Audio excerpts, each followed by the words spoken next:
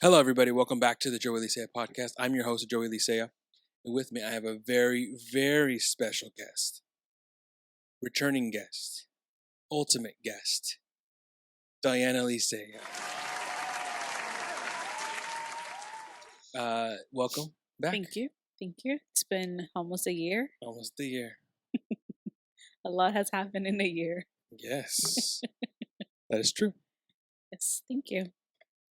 Thank you for inviting me back. Thank you for being back. And also, what has changed in this year that you're talking about? We moved into a new place Right. and we are about to expect our second baby, which is why I'm sitting down like this. The next couple of weeks, baby number 2. Baby number 2, boy number 2. Boy number 2 should be arriving. Congratulations. Thank you. Back to you. Back to what? Back to you. Back to you. The congrats. How do you feel about boy number 2? I feel good about it. I feel happy that it's a boy. I agree. Right? Yes. And so let's get into you. What do you want to know? How do you want to get into me? I want to get into. I know how you want to get in. I already been there, done that. What? Let's get into your story. Are you intrigued about my story? I'm intrigued about your origin story because there's a lot that goes into it, and I don't know where it starts. I mean, I kind of do now, but I didn't know. So let's get into your origin story about your singing. You are a singer, an artist. What would you call yourself? I would say a singer. You're a singer. Yes, and I love to sing. You sing and you're trained. You're a trained singer, correct? Yes, I took singing lessons for various years. And how long, when did you start taking singing lessons? I was, I'm going to say 14, about 14 years old when I started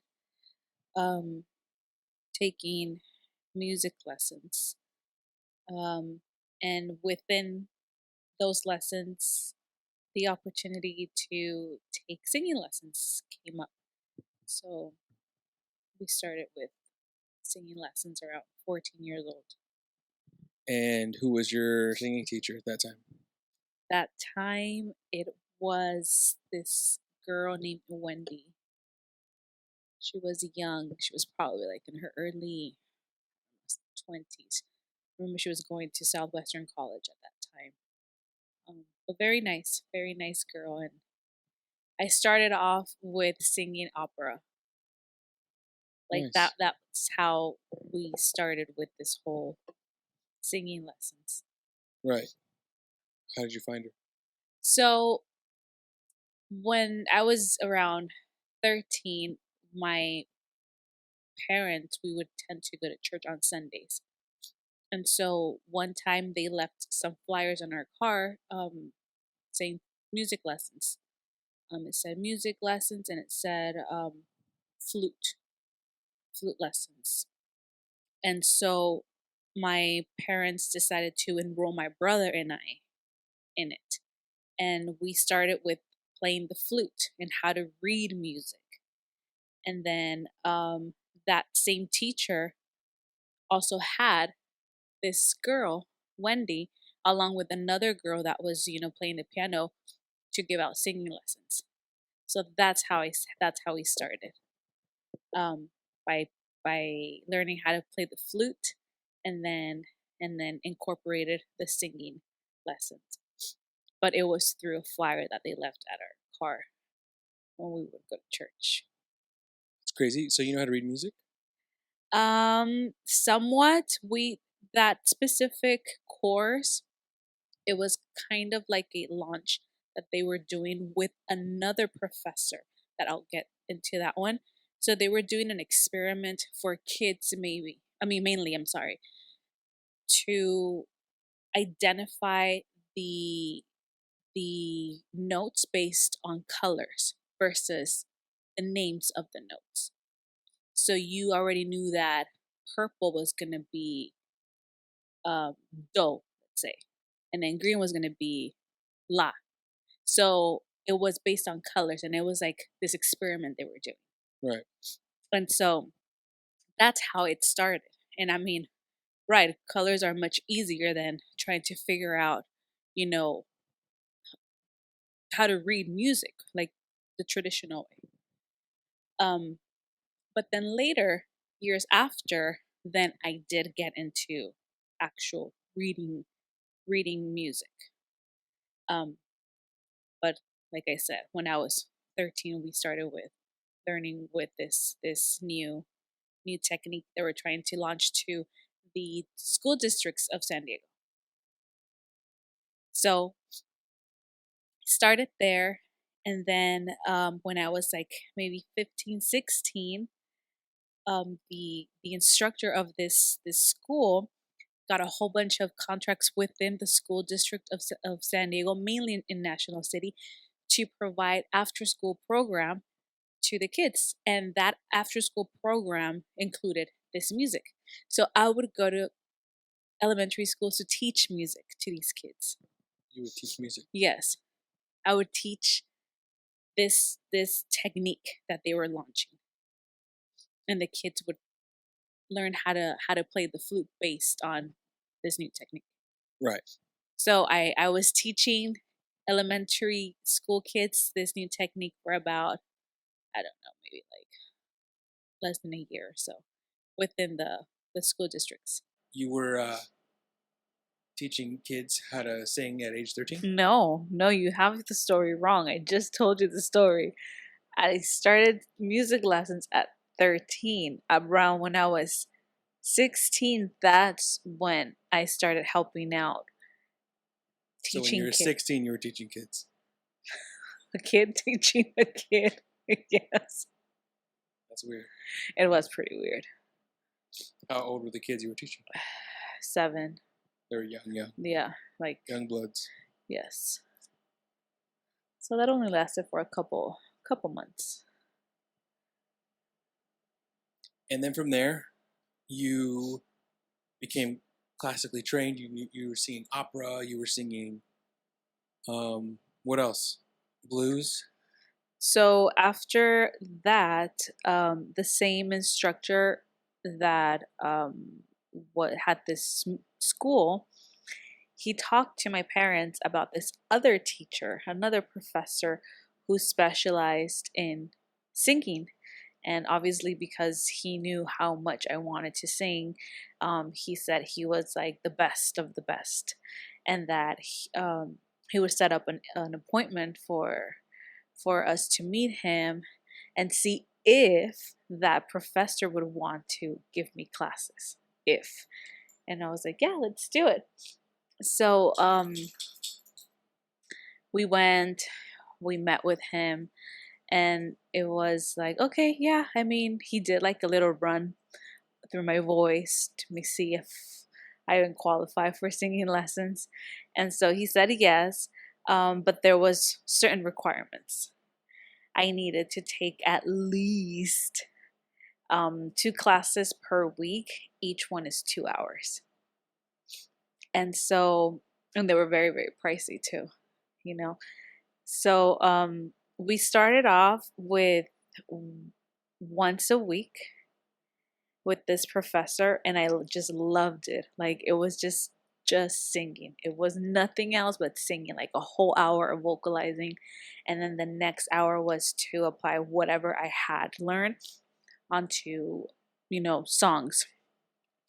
And then what he would do, because he had been teaching for many years, like over 30 years. That was his like academy of music, of singing. So each week we would have to put up a like a performance, and he had probably like, maybe, I don't know, at one point we were like 15 students. So 15 students, and each one singing a a 3 minute song. I mean, it would last about 2 hours, that performance. Um, so it was a way. 15 times 3 is 45 minutes. Right, but then in between you're still talking and like presenting, or like what if, hey, like I want to sing a duet with my friend over here. Doesn't matter what. I get it. But long story short was we were always there for like 2-3 hours, because even after singing we would always have like food and like mingle with the rest of the students. So anyhow, And this was at Wendy's house? no, this new professor, his name is Jose Sepulveda. That was the teacher that I ended up with after I where I was introduced to him, and I was with him for 3.5 years, from like 17, like 16 and a half, all the way until I was. You're with him how? As far as like taking music, I mean singing You were lessons. taking singing lessons for 3 years. For 3 years, 3.5 years. Until you were 19. Until I was 19. And that's around the time you got La Academia? And that's, yes. So at age 19, I went to La Academia. And how'd that work out? First, explain what is La Academia. La Academia, it's a reality show. It's a singing contest. Originally, it was only in Mexico City, transmitted in Mexico City. I was part of the La Academia USA, which was only aired in the United States. They did. So during that time, the station opened up their broadcasting in the United States. Which station? Azteca America. So it's through TV Azteca, which is in Mexico, and then they expanded through the U.S. and they created Azteca America for the U.S. And so Azteca America decided to launch their own version of La Academia to La Academia USA, and this was mainly made for those who lived in the U.S. And Hispanic, because La Academia originally from Mexico was only for Mexicans, people from Mexico. And the USA became from various parts of the world that lived in US, or Hispanic, Latin, however you want to say. So, but like La Academia America, what was it called? La Academia USA, the one La that I was Academia part of. USA. You couldn't watch that in Mexico? No. Mexicans couldn't see it? No, Mexico. And the funny part is that it took place in Mexico. The audience that we had in the, what do you call it? In the arena? It was in the arena. In the theater? Whatever the hell Yeah. you filmed? Yes. In the studio? In the studio, yes. I'm sorry.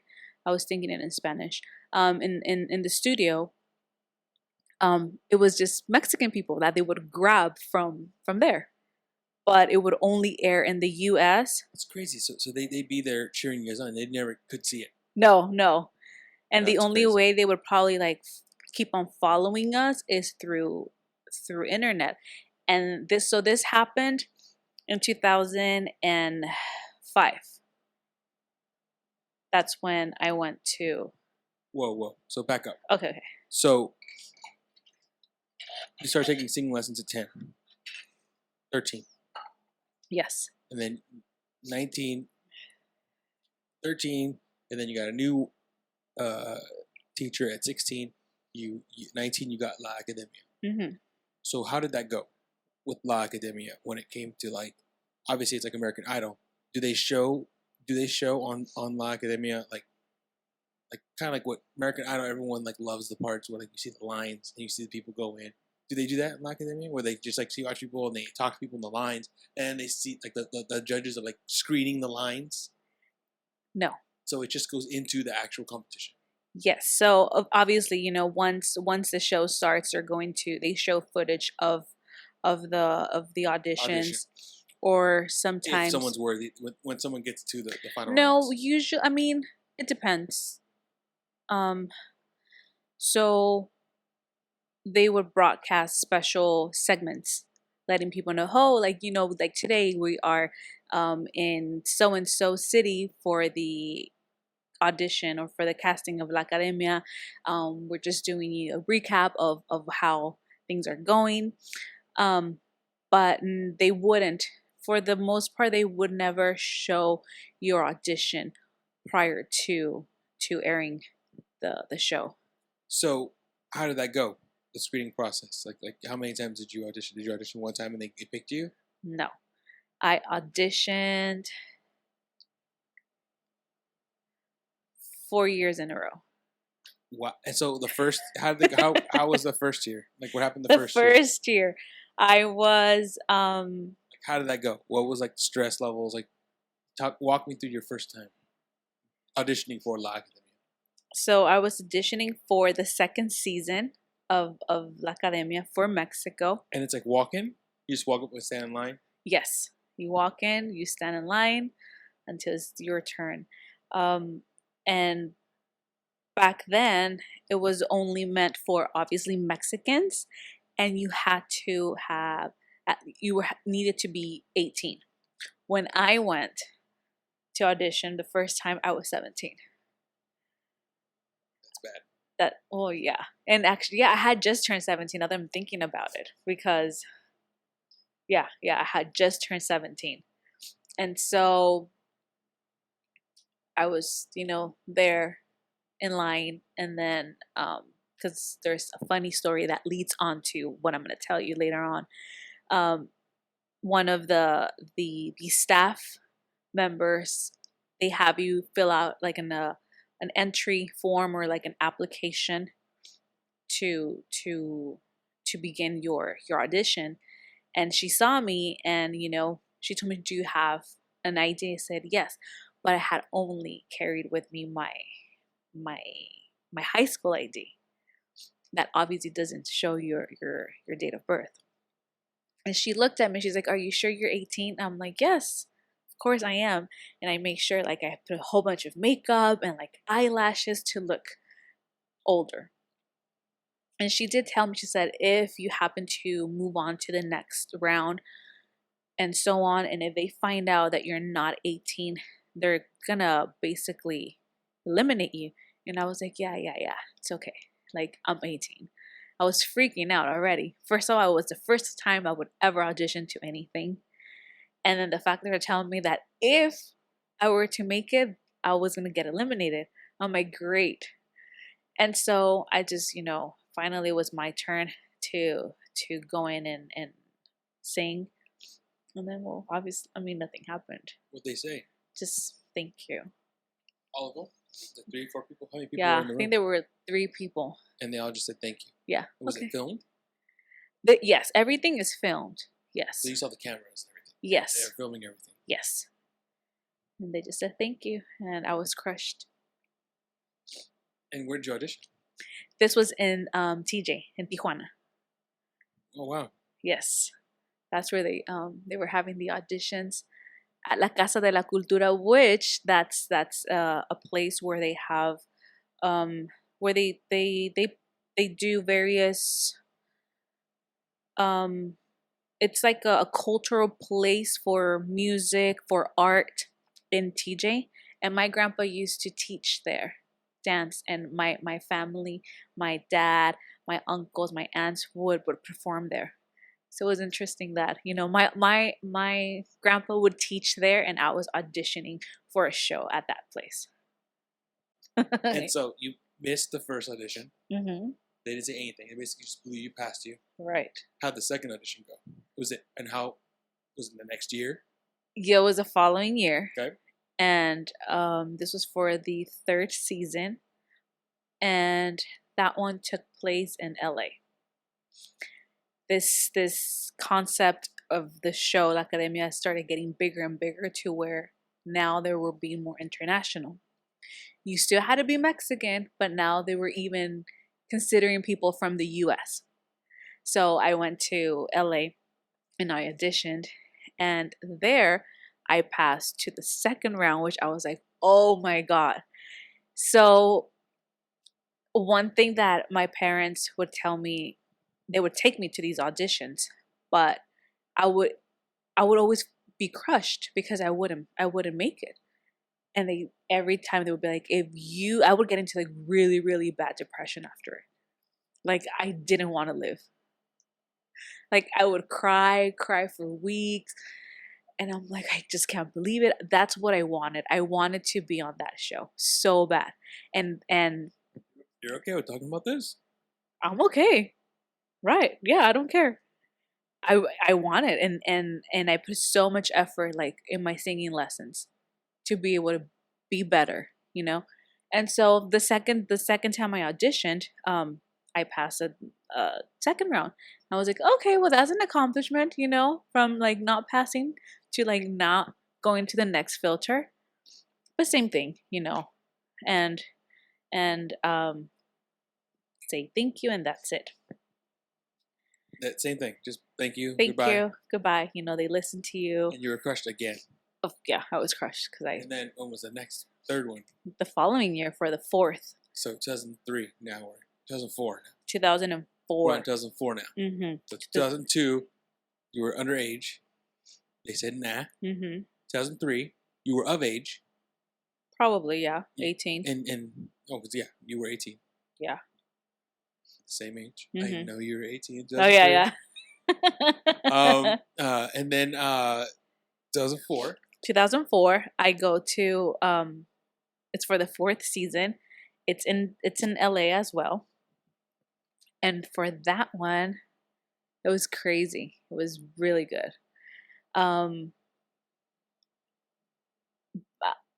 Auditions would take a whole day, from Right. like 7 in the morning until maybe 6 at night, and then they would lead on to the next day. If You'd wait that long? Yes, to be seen once. And then? So the fourth season, I go to LA, I audition, and I make it onto the fourth filter. So I auditioned 2 times that first day, and then I had to come back the following day. So we had to spend the night in LA, and then I did 2 more filters. And I was probably I want to say I was part of the 100 contestant from LA before they picked. I think they took to Mexico maybe like 30 people, because I remember being in the auditorium and seeing all these contestants and seeing those that actually made it to the show. And so I was like, okay, I mean, another year that I don't make it, but I advanced. And based from that experience, LA had a local TV singing contest that they like recruited me from that experience. So then I was in a local TV contest in LA that was aired in LA, and I won a couple prizes there and money. And so, and it aired also for Azteca America, which it was starting this new TV station based from the Mexico station. And so that was it. You know, that was the fourth season of that show.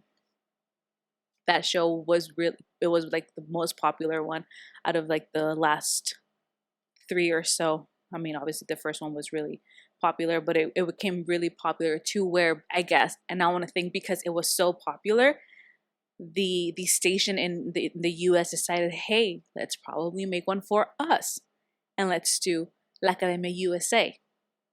And it was, I want to think, you know, to kind of launch the TV station in the US, let's make our own concept, our own version of La Academia, but only for people that live in the US. So one day I was watching TV, and the commercial came up about auditioning for La Academia, and I'm like, what? Like, no, it just ended. Like, it's too soon. Because I knew like after a year, then they would start to cast. I'm like, it's only been a couple months. Why are they making auditions? Oh, it's only for the US. And I was like, maybe not. So last minute I was like, okay, fine, let's go. And so I went to audition. It was in LA as well. And yeah, a lot of things happened. Be more specific. So when you auditioned this fourth time, This fourth time, so let me ask you this: you made it obviously from that yes, fourth time, yes. but how was it as exhausting? Did you have to do 4 filters, then 2 again the next day? It was extremely exhausting. So you had to do way more auditions. So yes. So for LA, I went in and I auditioned maybe 2 filters that first night. Like I said, everything's from like 7 in the morning up until like 6, 7 p.m. Then we had to come back the following day. And I had to do, I want to say 3 more filters because they do singing and then they also do dance because you have to know how to dance, otherwise you're no good. And that second night we finished around midnight, from like 9 in the morning all the way to midnight auditioning. So at the end, I was part of the 100 that were going to the main final in Dallas to then select the ones that were going to be part of the show. And what was that down to? 10, 20? What was it like? So for the main show, yeah, 18. 18. So from Dallas, so I'm sorry, from They LA, took 100 down to 18. That's what they were trying to do. No. So I auditioned in LA. They had auditions in Texas. They had auditions in Miami. They had auditions in Chicago. They had auditions I can't remember, other states within, but only from LA they took 100, which I remember the staff and producer were saying like we were the largest group from the rest of the cities that they had auditions. They took so many from LA. And so we have the final audition in Dallas, and that was a whole day too, from like 8 in the morning until I want to say past 12, 1 in the morning. It was exhausting. It was so exhausting. Like, and I remember only singing maybe 2 times. And out of those 2 times, my first time singing, I totally blew it. I'm like, I've been waiting here for like hours. It's my turn. The minute I opened my mouth, I'm like, how'd you blow it? What did you do? Well, I wanted to sing a song that I had been practicing, but I didn't memorize it. And so I was so nervous. I started writing the song on my hand. I knew the melody. I knew I could sing it. I just couldn't remember all the words. So I started writing it on my hand, and I was like, it doesn't matter. Like once I start to sing, I'll look at my hand and like I'll be able to remember what's next. You were Ken Lee. Catarino. Ken Lee. Ken Lee. Yeah.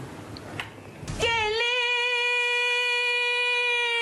don't live without you. Ken Lee made you more. And so it's time for me to start singing the first round. And I guess I do a movement to where you can see my hand and there's a whole bunch of scribbles. And the main producer of the show, he stops me and he's like, what do you have on your hand? And I was like, oh no. I'm like, the song. He's like, you don't know your song? I'm like, I know it, but I don't know it. And I was so embarrassed. And then he's like, are you nervous? I said, of course I'm nervous. Are you kidding me? Like he was like the main producer of the show. And then he was like, it's okay. He's like, don't worry. He's like, come over. He's like, here, have some of my wine. And he gave me some of his wine. He was Spanish. He was a Spanish guy. And so do know that when you go to auditions, people are on the lookout. Whatever you do in between the contestants, they see everything. That was one thing that the contestants saw. Oh, that's the girl that was offered wine by the producer. Oh, there's preference.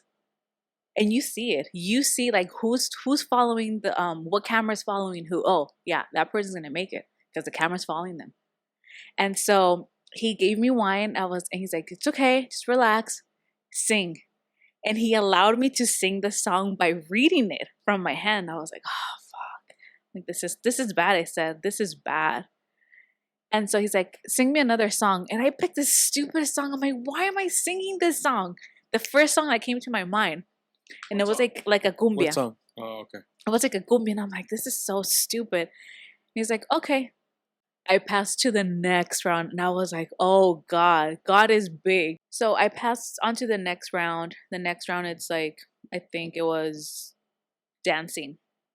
You put some music, you dance. And then again, another one singing. And I kept on passing until it was time for them to name those who were going to be going to Mexico and be tested for a week before actually they select the ones that are going to be part of the show.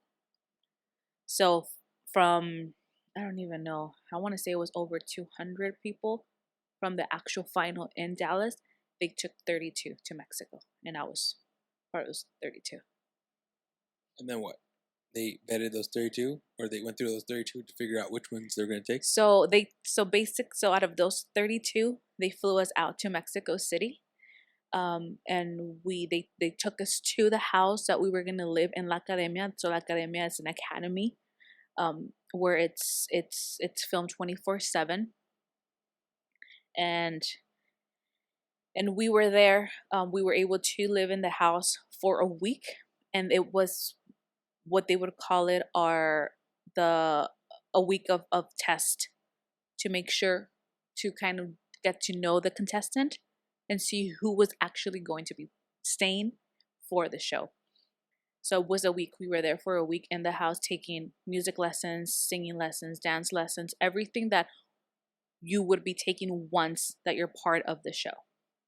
And again, every day I would blow it being there. And I was just so miserable. I was miserable because I wanted to do so good, and I wanted to show off that I was meant to be here. And I was really scared. I remember one time being in the, I think it was a dance class. And no, I mean, I wouldn't work out. I had no condition. So they would push you to where like I blacked out. And I had to stop. And I was seeing all black. And I remember the teacher saying like calling my name, like, Diana, this, get up, nah, nah. And I'm like, oh my gosh, like they're seeing me. Like they're gonna be able to tell that I can't do the job, that I won't be able to stay here. And so I was really freaking out. I'm like, this is it. Like I'm not gonna stay, because I don't have what it takes. So ultimately, that week passed, and they do this special show to show the audience who were going to be the actual 18 that were going to be part of the show. And I ended up staying to be part of the show. And from that situation, how did it change your popularity? Because I remember you being on the news and stuff. Like they would interview you, like like San Diego wanted to interview you all the time. And who was it? Was it like the Azteca or as yes? Azteca? They were mainly the ones who were like yes, focusing on who you were because they wanted people to get to know who you were because you're local. Yes. So when I was part of this show, and the concept of is that the contestant has no connection to the outside world. So I was not able to speak to my family, to see them for the amount of time that I was there. So you are inside this studio house that has cameras all over, and you are only allowed to leave the house when you go to the stage, to the, what would you call it before that it was? Studio. To the studio. I keep forgetting, to the studio. That was the only time that we would leave the house. So I couldn't talk to anyone. I didn't know what was going on the outside. So as far as how popular I was, I didn't know until I was out.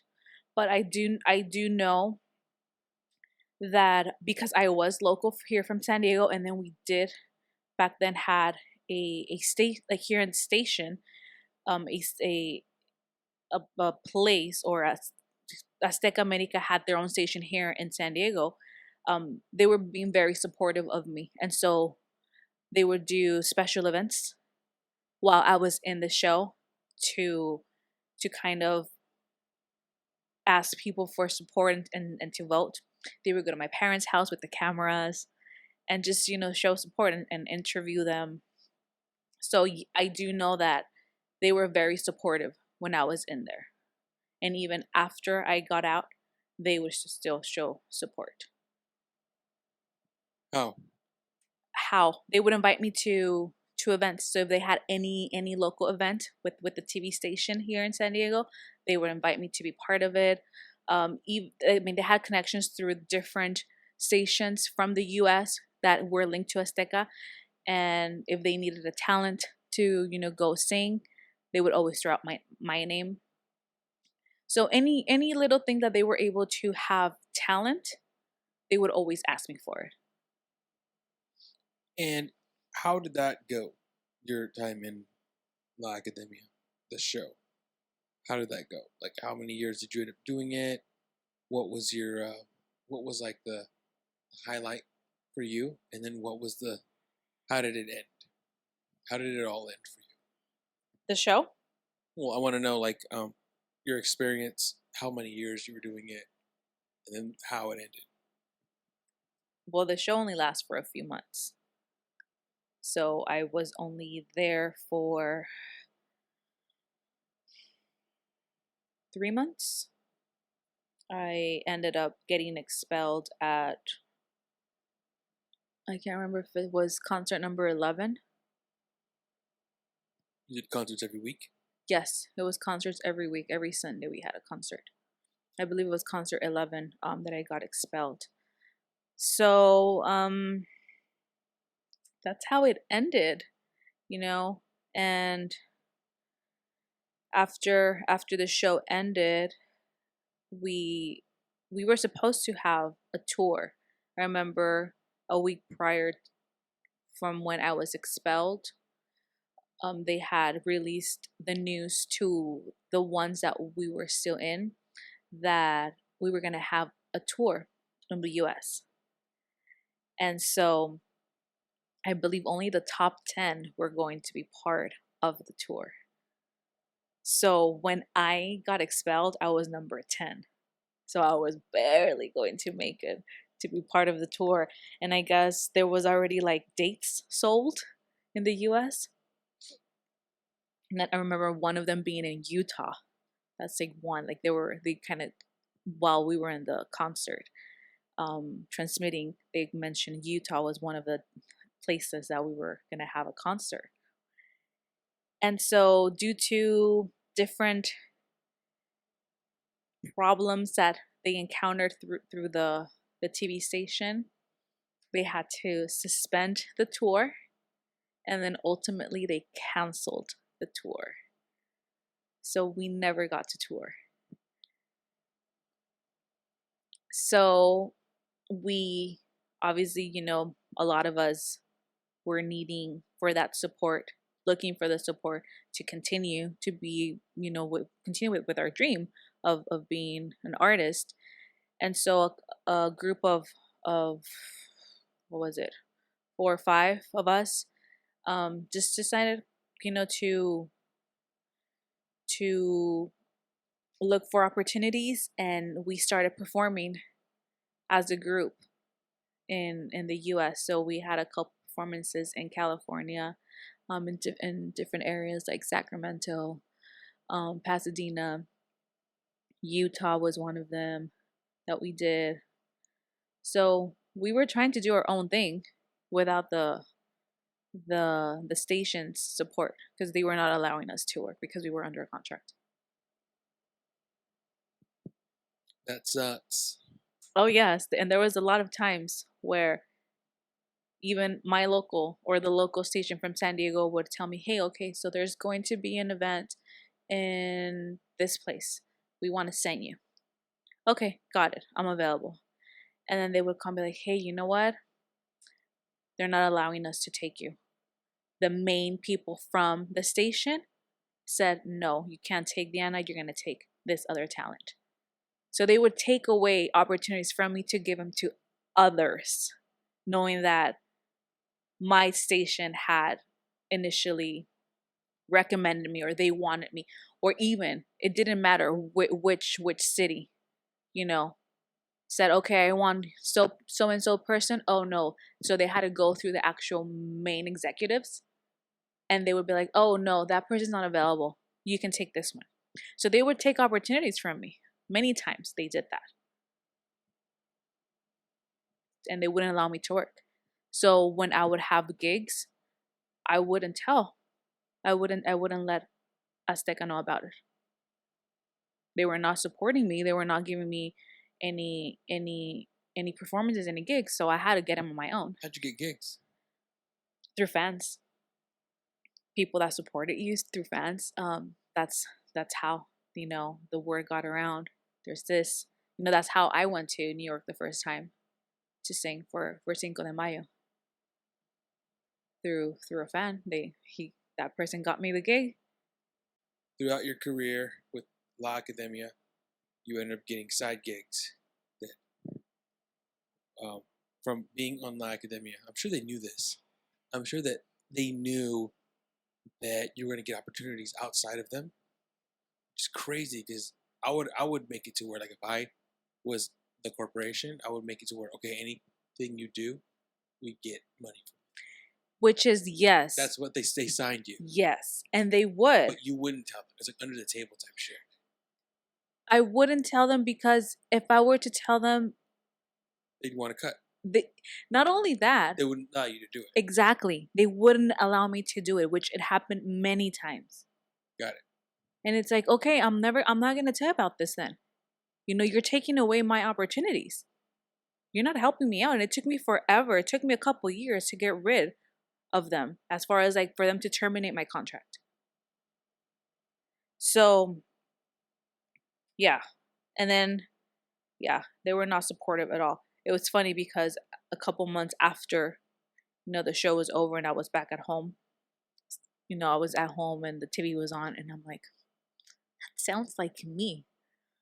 I can hear myself, like, is my dad, like, playing, like, one of the songs that I sang? And then I run to the living room, like, what the hell is that? So they released a CD, an official CD, the top 10, and I was part of it, and I could hear myself. And I'm like, are you kidding me? They didn't even tell us about this. They released a CD. They never told us. We didn't even get a copy. I had to go buy it myself. How sad is that? So, yeah, no support whatsoever. So, one of your opportunities, you ended up going to New York to sing at a Cinco de Mayo event? Yeah, it was cool. It was really fun. And how'd that go down? What happened? So I didn't know that Cinco de Mayo, or various parts of the country here in the U.S., it's very important and very festive, right? Yeah. Americans love Cinco de Mayo more than Mexicans do. Definitely. And so, back then, MySpace was, like, really popular too. Wait, 2014? 2006. Yes, 100%. So I had my MySpace page, like, very professional, all about singing, all about me, and that's how people would get in contact. I wish I would have been able to see your MySpace page. That'd be cool. Yeah, I would have. What song did you have when you come on? My songs. Which song was the first song that popped in your face when second you go into Diana Galindo's? I had MySpace. Well, like, I have the recording version of No Me Enseñaste. Oh, that was a song that would pop in your face the second you went onto your page? After the Academia, before, it was probably like Casey and JoJo or something like that. Casey and JoJo? And who were your top 8? I have I'm no just idea. kidding. Okay, so you had MySpace, you're getting gigs? Yes, and a lot of people were, I think, was it Facebook? When did Facebook start? Facebook, I don't know when it started, but I have my Facebook is from 2006. Okay. And I used to poke people. Poke And people. One girl, like she was my friend. I didn't think anything of her. I hate pokes. And she told me in real life to my face, "Hey, you poked me on Facebook." I go, yeah, I do. She's like, "Don't do that anymore." I was like, "Okay." She straight up called me out on it. I was like, "Okay." I remember, yeah, pokes. I'm really bad. Like my memory's not that great, but so either it had been MySpace. A lot of people would contact me through there, and one time this person, I want to say a fan, you know, Never met him. no, but very supportive, said I work with some publicists, and they're doing a show out here in New York for Cinco de Mayo. We're gonna bring a whole bunch of artists. Let me see if I can get you in. He said, "Are you interested?" And I said, "Oh yeah, definitely." So he was saying that it's gonna be like super big. They're gonna have a jaripeo. They're gonna have it in 2 different locations. One of them is gonna be like in New York, like in Manhattan, and then there was gonna be another one close to like also the city. And he showed me like the list of the artists, and I'm like, oh, okay, I know this person, I know this person. Like there was actually known artists that were gonna be out there performing. And so he gets back and he's like, yeah, he's like, I got you in. I'm like, did you? He's like, yeah. And I said, he's like, send me your pictures. We're gonna put you on the big posters. We're gonna start promoting you. There's gonna be TV and radio that's gonna be promoting. I was like, awesome. I was really excited about it. Like, I've never been to New York. Now I'm gonna be singing live. And so we were going like a back and forth. Like he had all my information, like, with everything. And so it was a week before the event, and I'm like, I haven't gotten, any news about it. Like I need to know my itinerary, I need to know flight and everything. Oh shit. Because that was another thing, like, they have You to started to think it was like fake. Maybe. Yes, right, yes. Yeah. I had seen, and I'm like, that's what I would think. If we were getting that close, then there's no like. There was nothing. Yeah, I was okay. Yes, but then there was my picture on this flyer, and it said I was gonna be performing this day, this time. Where'd you get that flyer? It was So on Facebook. Yes. Or MySpace or whatever. Yes, yes, you but saw the flyer. yes, and then he has sent it to me because once it was already official, it started circulating like all over, and so I was trying to get a hold of the guy, and I'm like, hey, like, what's going on? We have like a week left. I don't know anything about my flight. When am I leaving? What's going on? Nothing. And so he wasn't responding, and then one day I get a call. And they're like, is this Diana? I'm like, yes. He's like, oh, hi, my name is so-and-so. He's like, I am one of the producers of the show that we'll be having in New York. And you were in contact with this person. I'm like, yeah, I've been able to get a hold of him. He's like, yeah, unfortunately, he passed away. And I'm like, what? He's like, yes, he passed away. I'm like, oh, well, makes sense that I haven't been able to speak to him. I'm like, so what's going on? He's like, I'm calling you to let you know about your itinerary. I'm like, I'm still going. He's like, yeah, you're still coming. I'm like, okay. So I was like, okay, got it.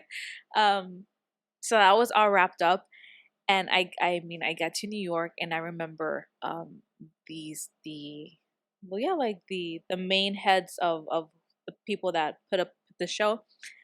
They apologized, said, I'm sorry that, you were out without any clue what was going on, and he was your main source. But he passed away, and during the week that because I was gonna be in New York for a week. Right. We were gonna be doing promotions for this event because it was gonna be huge in New York. It's a whole week of promotions. Right. He's like, during that week is gonna be his service. It's like, do you want to go? I was like, no. I'm like, I never met the guy. I spoke to him on the phone a couple times. We chatted, very friendly, but I don't want to meet for the first time this person in a casket. And so they're like, it's okay. It's like, when is I'm like, yeah. I'm like, I appreciate that you're inviting me, because obviously he was the one that, if it wasn't because of him, I wouldn't be here. But I said, no, I don't want to go. Right. But yeah, that was crazy. From that situation, were there any other situations where you were able to go out and do your own thing? Like did you went to many places? I remember you said you went to Utah. You went to different places. All those places that you went to and you performed, you did that behind Azteca's back. Yes. All that. The only time that Azteca got in contact with me, it was for another Cinco de Mayo, maybe like 2 years after that, because they couldn't get the winner from my season to go and perform. And so they called me and they said, "Are you available? Can you go sing?" They say that to you? Yeah. They basically told you we couldn't get a hold Of the winner. So we're gonna call you instead? Yes. They told you that point blank? Yes. Because I was like, why are you guys calling me to go perform? Like, you guys never help me out, and suddenly you guys want me to go? Oh, because we couldn't get so and so, to go perform. Are you available? I was like, I mean, of course I'm available. Of course I'm gonna go. So they flew me out to New York, and it was really cool because it was at the Met Stadium. And it was, I want to say, the largest crowd I've ever performed in front of. In the Mets? So it was. Will the Mets play? Yeah, yes and no. How they have it set up, they have it to where it's on the outside of the stadium. It's a huge area. The parking lot? It's the parking lot of the Mets Stadium? Probably. It's huge. And they have different TV stations. They had Telemundo, Univision, and Azteca America, part of this Cinco de Mayo. So they had all these talents that I would see on TV. And I remember getting up on stage and I couldn't see where the audience ended. Like, it was just like so many thousands of people. I was like, oh my gosh. I was super excited. But it was at the Met Stadium, but not inside. It was right outside. Yeah, right outside. Yeah. And was that like, what did you sing? I think I sang one of the songs that I performed in La Academia. I sang one song. And did they know you? Yeah, they did. That's fucking crazy. Yeah, you were telling me that people used to bug you. Go out. They wouldn't bug me. They would just, recognize. People would poke you for an autograph or for a picture? Back then, it was autographs, yes. You would do autographs? I would do autographs, yeah. Before selfies? Selfies were not a thing just yet, but, I mean, yeah, they would ask for pictures. And autographs was the thing. You would sign autographs? I would sign autographs. What's the weirdest thing you signed?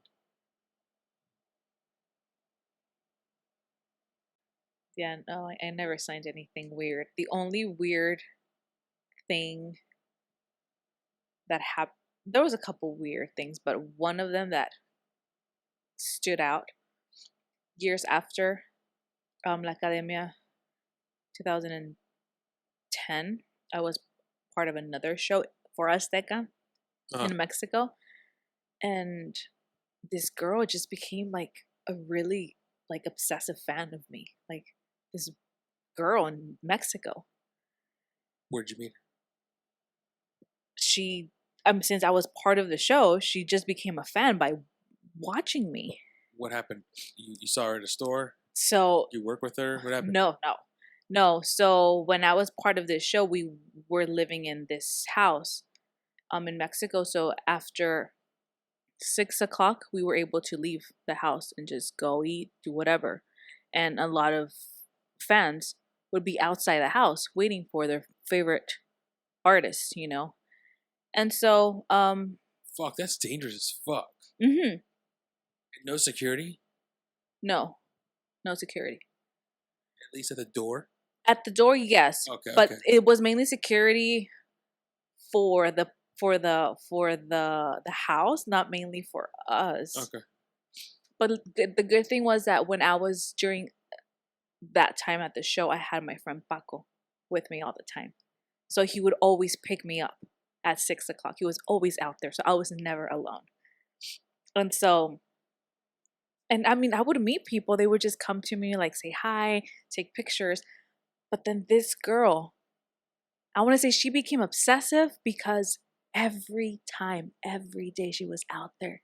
And like, Diana, Diana, Diana, and like hug me, or like picture. I'm like, how many times have I signed an autograph for you?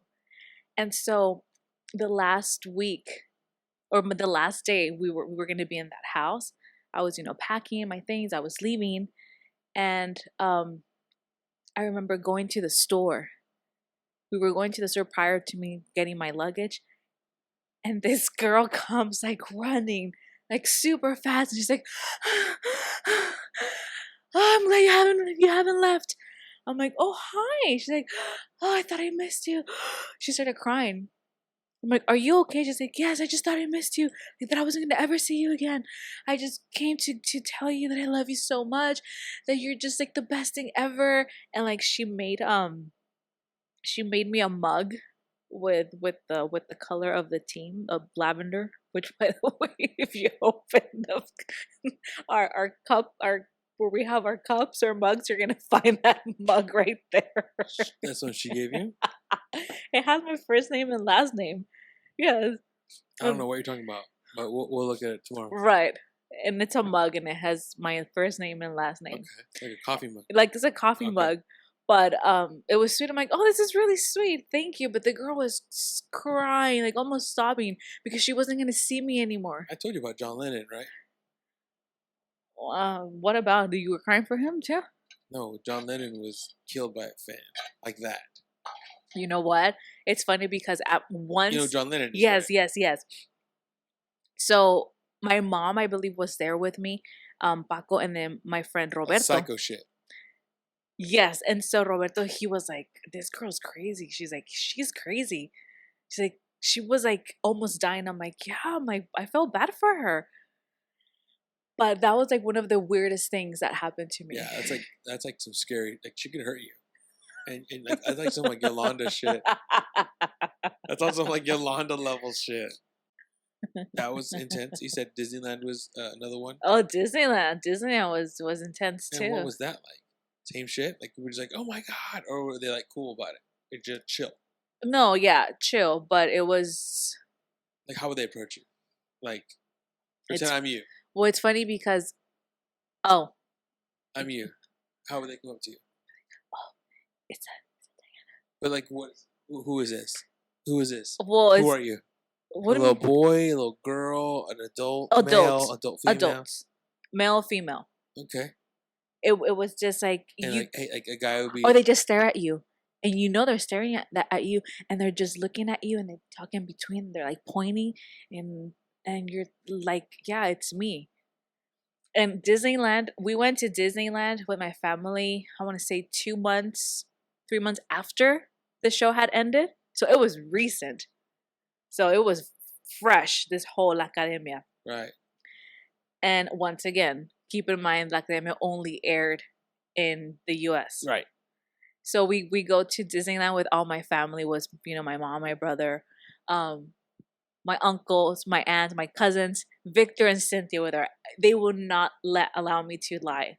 What I'm going to tell you. No, I asked them. Right. So we go to Disneyland, and the minute we get into Disneyland to do the line, to buy the tickets, there's like some people like that recognized me, and they're talking between them, and they're like just giggling, and they're like, oh, Diana de la Academia. I'm like, yes. Oh my gosh, una photo, pictures. So it happened all day, I want to say, when I was at Disneyland. No shit. Yes. All day. I was shocked. But what was it like? Okay, you're obviously enjoying it the first day, right? I didn't mind it, no. But after day, do you think that kind of get annoying? Look. Like Kim Kardashian status or like Kanye status, like, right? There was a couple times, not that Disneyland situation, but other times where, I mean, come on, I want to buy personal hygiene stuff. Right. And they stop me in the middle of the aisle. If I'm Diana, I'm like having pads in my hand. Like, that's pretty awkward. Right. That can get annoying quick. Right. Or there was one time, I mean, I think about it now and I feel bad. So one time I go to the swap meet with my family. It was early in the morning, no makeup You told me this. at all. And I have my glasses on. I have my huge glasses. I don't know. You should say it's not me. You should say, How, no. I couldn't no. because the person that I was next to me Was the guy. Yes. Gotcha. So there was no freaking way. I couldn't say no. And they were Well, like, that's your bad then. You should have fucking been ready. Always ready. and so they were like, can we take a picture? I was like, no. I said no. Because why? It was like 7 a.m. I had no makeup on. I was not in the mood. You told them no. And they're like, who was it? Just a random person. A girl, boy? A couple. A young couple. And I was like, no, please. I said, please, no picture. Like, can we just like talk? I'll sign something, but like no picture. Because they wanted me to take off my glasses. I'm like, really? Like, you want me to take off my glasses on top of that? I felt bad. And Don't feel bad. Don't tell me. my mom was like, this is the way you want to be a star, but like denying people. I was like, shut up. Okay? Just stop. It would happen at Olive Garden, Denny's, when I would go. Oh my gosh, Ross. There was a lady. While you're returning something? I hated that lady from Ross. I'm like, I'm never coming back to Ross, because I would go with my mom to Ross, and she was like, Diana, hola. She worked at Ross, and I was like, wait, the lady waiting outside? no, the lady that worked at Ross would recognize me, and she would make a big deal if she would see me. That's like Atlanta. That's like Atlanta shit. That show Atlanta. And I told my mom, oh I'm my never God. coming back to this Ross. Like, if you ever want to go to another one, but we're not going. Which one? The one in Chula Vista, the one on Does she still work there? I don't know, because I don't go there. That's fucking crazy. So you walk into Ross's at Chula Vista, and up the back would be like, "Yo, Diana." What's What would the she be? lady? It was a lady in the front She's in the front, where the like jewelry, cashier, or like the security. no, it was a cashier, but she would work The the returns. jewelry counter. So if she She was like returns, right there, like right next to the loss prevention guy. and what would she do? Like, honestly, In the beginning, was like, Diana, is that you from La Academia? Yes, it is. Oh, I would see you every weekend. I'm a big fan. I love how you sing. Thank you. And then let's say I would go again, maybe like a month. Oh, Diana, hola, ¿cómo estás? Bien, gracias. Another time. I mean, and she was always there at the counter. and that time with your mom, what happened? Like, what was the last straw? Like, what was like? I'm not coming back here again. What did she do? What was give me the gusto? I don't remember. Was she like screaming at you? I only remember. Or was she like, hey, no, because she telling was her never friends? discreet. Like, she was never like, oh, like, hola, Diana. No, she was loud. But I mean, like, would she like yell like, "Hey, Diana"? Like, would she like, look at other people? Oh, she would actually tell like, oh yeah, she was on the show La Academia. Right. Like, she would do that. That sucks. Like, if it's personal, just me between you. But if she brings other people into the conversation, Yes, that's where I can see it just being a problem. And I wouldn't ever want to go to Ross's again if that happened. Stop. right. It's like, I know. So a lot of times when I worked at Sam's Club, there was one specific member who recognized me, and that was another thing. I would avoid him because he would always ask me, "How are you doing? What's going on? Why aren't you singing?" Hello, You're cashiering. I'm cashiering. I'm cashiering currently. So I mean, I would put my, I mean, not myself. I would just, be in an uncomfortable situation. I mean, it's hard. It's just, it's hard not being able to continue with something that you thought you were going to be doing for who knows the rest of your life, like singing, and then suddenly you have a regular job. And so people remind you, like, what happened? Why are you here? Yeah, yeah, You know, it's gotta hurt. it does. It's like, well, I have to pay bills. And or ask me, just weird questions from the past. Like, it's been a couple years, you know, like we've moved on. But yeah, there was people at Sam's Club too, like people who would go shop there that would recognize me. Yeah, it's interesting that you're able to talk about it. Like that line with like not necessarily giving up your dreams, but not necessarily what people like to say. Oh, you're like you're settling.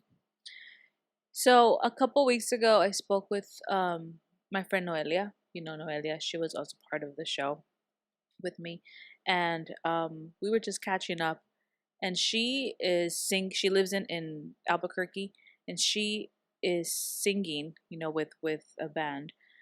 Um, but she also does real estate on the side, and we were just talking like how it's just impossible to just focus on just being a musician or a singer, because it's just so hard, to be able to make it, knowing that, there's a mortgage, bills to pay. She's like, she told me, she's like, I couldn't do it. She's like, I can't just live off of music because it's not a steady income. And others have, I mean, other, friends of ours have been able to live off of music, which is great, you know, but that doesn't happen to everyone. And that was another thing, because when I finished the second show in the second reality show in Mexico, my plans were to move to Mexico City. Like, I had told my family, I'm just coming home, packing my bags, I'm moving to Mexico City. Right. And so they were like, okay, well, that's what you want to do. You're going to do it, but you're going to be singing in bars. I'm like, well, yeah, I mean, to start. And you're going to be making just enough to pay rent. Yeah, probably. Which I didn't mind, but then it kind of started to sink in. I'm like, like, I'm going to be struggling. I'm going to be a lot, and I would go out, to these bars, and I would see those singers at the bars, singing for 4 or 5 hours. And then the following day they have to do that again. And it's exhausting. Very exhausting. I mean, I sang twice at a bar here in San Diego for a couple of hours. And it's like, doing it every day, it's a lot. So a lot of people probably saw it that, oh, she has no ambition as far as, to continue being in the music industry. And it wasn't that. I did have my priorities, but I couldn't. I just couldn't. It was hard. I don't mean to be rude about it. I'm not trying to sound rude. I'm just saying it's like some people would call that settling, but it's not necessarily. I mean, it's not necessarily settling. It's kind of being realistic with like what do you really want, and ultimately what it came down to is, yeah, you want to make money. I'm assuming, yeah, you want to make money singing. That'd be awesome. Like you said, you know people who've done it and they can do it. I have been in that same boat where I'm there, and I've experienced. I've talked to people. I've shaken hands of men who went on tour with Mariah Carey, and their Mariah Carey picks him whenever she goes on tour. She knows who he is. She picks him, and I was like, that's crazy. How'd you do that? Oh, I just fucking playing in bars, and people see me, and then this guy refers me to this guy. This guy refers me to that guy. This guy refers me. And I was like watching this guy in a bar in Oxnard. or in Ventura. He was just playing. This black guy just playing. It was small time. It was like a room like this. And then I was the only one who went up afterwards and talked to him. Like, how do you do this for a living? How? And he told me, just word of mouth. And he's just waiting for Mariah Carey to do another tour. He's ready. He's ready. And the setup was like mine. Like, he's got to go in, play her songs, know her songs, play them. Fuck. But it's like, it's a struggle. It's a hustle. And it's like, you may not make it. It's like acting. It's like, you may not make it.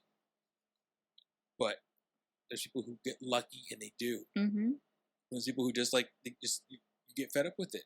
You get fed up with the hustle because nothing comes from it.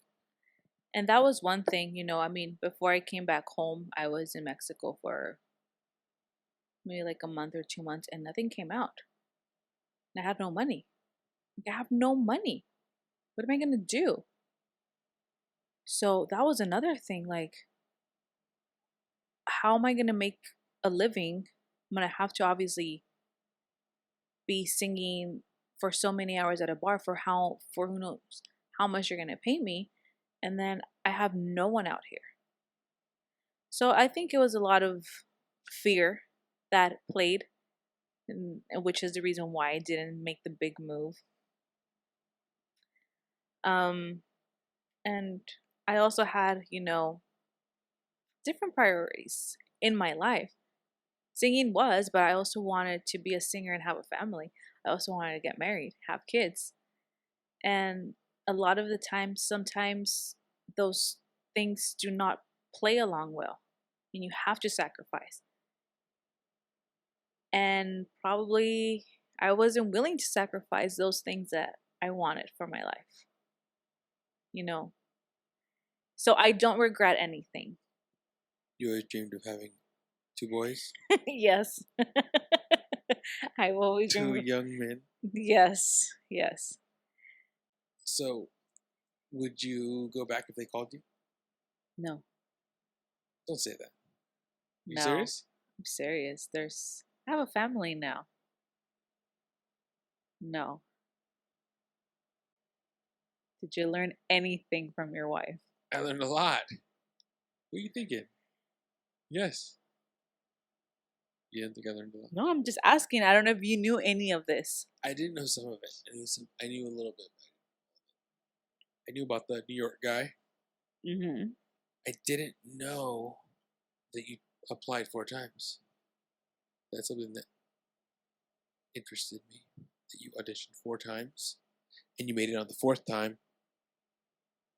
But what was a song that sold them? That's what I wanted to ask. What was a song that you think that was like, did they tell you or did you feel this? Like, what was a song you sang that was like, that's what got me into La Academia? I think it was Detrás de mi ventana. You think? That was the first song I sang for that season. And I remember, if it wasn't for Maestra Lula, I feel like I would have never been in the show because she was very like supportive. Maestra Lula was one of the teachers for La Academia. She was doing the auditions in LA. And I was really excited because I had seen her on previous seasons and I thought she was just so sweet and amazing. And was she sweet and amazing in real life? Yes, she is. That's good. She's very sweet. And I think it was Detrás de mi ventana. I mean, I sang it when I was in LA, and then when I went to Dallas too. I'm like, I'm not gonna, which I did. I messed up, right? And I tried to switch it up with the new song, and I ended up not memorizing it. Right. Okay. And funny story. Yeah. That song that I didn't memorize, right. they gave it to me on the 5th concert. And did you know it? I mean, you have a week to learn it. But when they told me this is the song you're gonna sing, I was like, it wasn't like improv, like they tell you last minute. You have time to research it. Yeah, and sing it. Yeah, so we would get our songs. They would give us our songs on Mondays to be ready for Sunday's concert. Right. But that song that I auditioned for or with, they ended up giving it to me on one of the concerts. Okay, so tell me about the story about Abraham Quintanilla. Oh shoot! That's something I fucked up. I didn't ask you. I forgot to ask you. Who is Abraham Quintanilla? Sorry, Abraham Quintanilla. Quintanilla. Well, that's Selena's dad. Who's Selena? Everybody Bitty knows. bitty bum bums? No. Yes, No, yes. let me tell you a story. Authentic. Let me tell you a story real quick. Original. Let me tell you a story real quick. At work, there's this girl who was telling me about how what we're talking about music we're listening to. This was years ago, and she's like, "Yeah, I'm listening to the new Selena." And I'm like, oh, okay. And then I'm like, I didn't know she did anything new. And she's like, yeah, she's up a new album. And I'm like, even after she's dead? And she goes, Selena Gomez. I'm like, oh, I thought you meant Selena. And at that time, I didn't know. I think I knew Quintanilla because it happened with like the Netflix show when I was like, oh, her last name was Quintanilla. Quintanilla. I didn't know that. You didn't know that was I your never last knew that name? until like within the last couple of years of my Oh, life. Shame So on you. that's why I was like, oh, I thought you meant the other Selena, the one that died tragically. And she's like, no. And I was like, oh, okay. Selena So Gomez. my point is, Yes. Selena Quintanilla's dad, Abraham Quintanilla. Mm-hmm. Tell me that story, please. So after I got out from La Academia, that same year, like, yes, Yeah, tell me the year. 2016. Okay. My Wait, 2016? I'm sorry, 2006. 2006. We spent the holidays in Texas, in Houston. So we went out there, and my uncle, he said that his coworker had like a mini studio at home. And obviously, because I was in the show and they were seeing me, he told them about me, and he wanted me to, whenever I go to Houston, to go and we can record some songs. And I was like, yeah, let's do that. Also, he said he's really good friends with Abraham Quintanilla. So he's thinking that you can record or have like a demo ready, and then we can meet Abraham. And so we did. We met with my uncle's coworker. He took us to his studio. God bless his soul. It wasn't really a studio. It was like a shed. It was like a shed, but he like did it like as a hobby. It wasn't like, no. Yes. It was the quality of like the equipment was just not good. But before that, I had already recorded a few of the songs that I had performed in La Academia. I had recorded them professionally at a studio. So I already had a little demo with cover songs. And so I just went in there because it's my uncle's coworker. My uncle, put in a good word, and he's really excited about it. We'll just go and record. So I sang a few songs and we recorded something. And then I remember now, I had sent that demo that I had recorded before to my uncle. I mailed it. So he gave it to his coworker, and that coworker gave it to Abraham Quintanilla, because I remember now. So we're going to go meet Abraham Quintanilla. And we ended up meeting him at this Mexican place, to where I'm not sure if Mexican restaurant. I'm not sure if it's even listed or like mentioned in the Selena movie, but when we got there, it's a really like it looks like a really humble Mexican restaurant. And he was sitting there, he was having breakfast by himself, and he said, oh yeah, like my family and I would always come here, Selena would always come here and have breakfast. Like, oh, okay, cool. I had already met Abraham like years before, just by going into the museum, like as a fan of Selena, like from far away, like, oh, hello, and we took pictures. But this time I was actually like meeting him, sitting at the table with him. So ordering food, eating with him. Yeah, I didn't eat. Okay. He ate. So we were there. And then he's like, okay, well, let's go back to the museum. Let's go to the museum. Let's go to my office. So we all go. We were there for, let's say, a good 4 hours. The whole time we were there, he talked about Selena. He gave us obviously a tour of the museum. What would he say about her? Like, what her pajamas look like as a kid? Like, what the fuck was he talking about? He gave Her us a favorite tour. foods? He would give us a tour at the museum, or from the museum, and then he took us into his office and pulled out like never seen before videos. I swear, but these were like never seen. Like, still to this day, I can tell you, I had never seen these videos. But what are they? Like, It's just her opening presents is at Christmas? Or no, what the fuck? no. It was just performances. Oh, like performances. Yes. Gotcha. And they were supposed to be. Someone's gonna play that shit when he dies. Whoever Right? takes over the state's gonna put that shit out. And there was a piece that they were working on, like releasing like a new footage, like of new things. They were working on it, of course, right? What year was this? 2006. Okay, that's right. And so, just we were there for a good while, and that's all he talked about. Selena did this. Well, of course. Would you talk about your dead daughter too? I'd be like, yeah, my dead daughter. Yeah, of This, course. my dead daughter. Yeah. That. You know, and I mean, all these stories, and then I was like, let's get to me, like, Jesus. and then it was getting late because we went to Corpus Christi. We had to drive back to Houston. That was like, I don't know how many hours is that, like an hour and a half, 2 hours.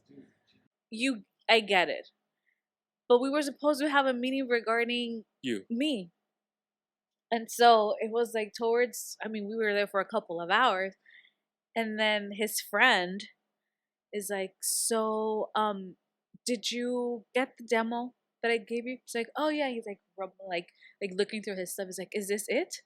I was like, yeah, that looks like it.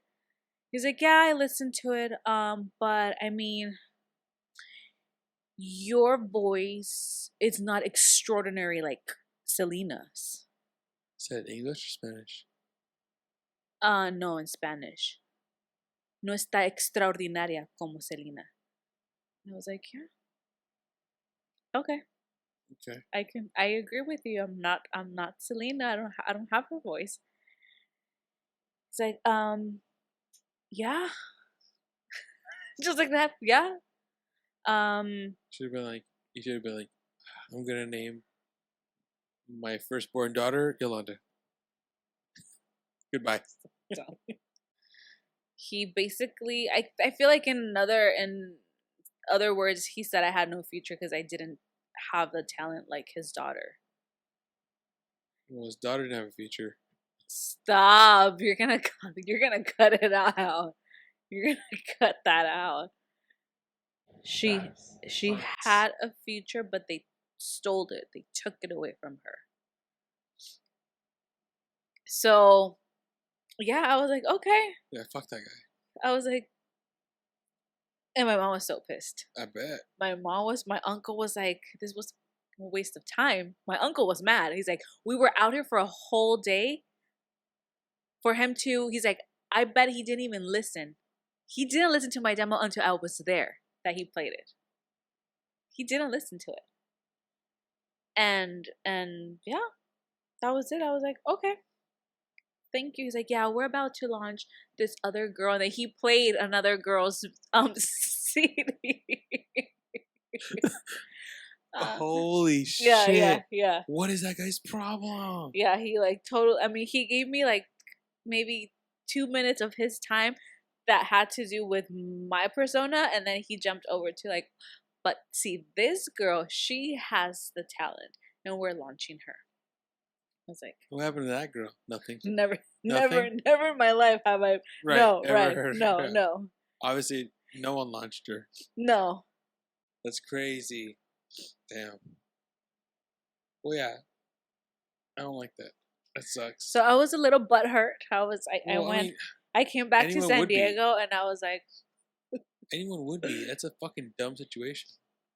That guy's weird anyways. You've heard about the whole Selena estate thing. Yeah. We need to normalize the name Yolanda. Stop. It's banned from all the Mexican families. By that place that he grew up taking her to, Selena. That where he buy breakfast. I think J-Lo ate at that. Oh, I think he mentioned that Buy it he out. took And call J-Lo to that place. buy that place out and call it Yolanda's. You have bad jokes. We should make a demo. Sing bitty bitty bom bom. Bitty bitty bom bom. You know what I heard today? Huh. On the radio on the way home, which I thought was pretty crazy. We talk about it now. Late at night when all the world is sleeping, I stay up and think of you. And I wish on a star that somewhere you are thinking of me too. I love you too. 'Cause Now I'm I'm dreaming of you tonight. Till tomorrow. Till tomorrow. I'll be holding you tight. I don't know the rest. That's it. Yeah, I don't know. Anyways, thank you so much for doing this. I appreciate you. Thank you for having me. And yeah, Maybe next time I can introduce my new bundle of joy. yes, we can do that. Have you introduced your first son? No, but he's all No. through it. Thank you so much. I appreciate you. Thank you. Thank you.